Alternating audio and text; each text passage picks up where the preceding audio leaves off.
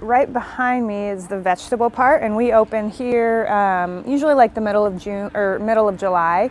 We open in June with strawberries, which is across the road, so that's a different location. But here with the vegetables, we're open mid-July, and then our last day is always Halloween. So we go through October. So right now we have a lot of like pumpkins, squash, corn, potatoes. And then earlier in the season, we start with like green beans are really popular, potatoes, peas.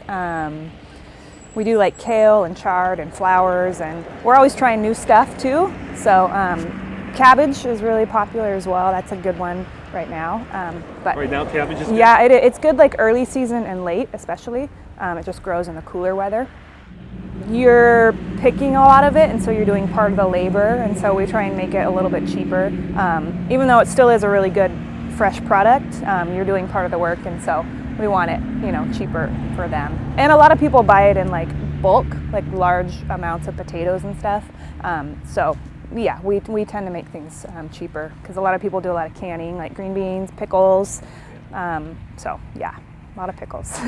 So, and even though we're really inside of 2 weeks now for the remainder of the season, it hasn't seemed to really slow down much here. No, it hasn't. Like the weekends in October have been really busy when we have our pumpkins and apples, so that kind of adds to keeping people coming. But yeah, it hasn't really slowed down, and it's been pretty busy during the week too. So.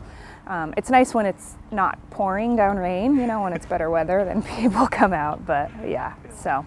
And how far away do people come from? I think people come from kind of all over. Like I've heard, like Kent, South Seattle, way up like Bellingham, so kind of all over. Yeah, so a lot of people like will come for certain things like cucumbers. If they're like making pickles, they'll come from like far away to get just those cucumbers. So it's interesting.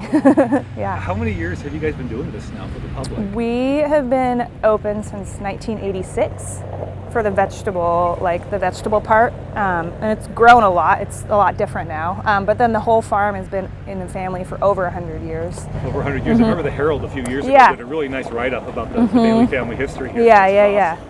Yeah, so things have changed a little bit. Like we've added the compost and changed some things we don't have the dairy anymore, no more dairy cows, but now this seems to be like the future, more direct to the consumer, so yeah. I know there's a lot of work that goes into this, obviously, the farm life. What is the reward other than the financial, obviously, but what do you get out of this? I mean, I just really love doing it. I've done it like my whole life, and so I guess, I don't know, I love doing it. I love living really close. I don't have to commute or really drive to work. And there's a lot of like freedom, I guess, in owning your own operation. You can kind of do what you want, add stuff, whatever you want, so it's fun. Is there anything I haven't asked you that you would like to add? I don't think so. I have one obvious one left hanging out there. It's because of your attire. Oh, yes. This is a big day for Washington State football. Oh, yeah, Cougars, yeah. They're on game day for the first time. I saw that. That was awesome, yeah. So how, would you normally watch the game, and how do you balance that with this? I'll probably, if it's busy, I'll usually go like run in and check the score and try and watch when I can, yeah. Right on. Yeah, so. Thank you, Liz. I really appreciate it. Yeah, no problem. Thank Pleasure. you. Yeah.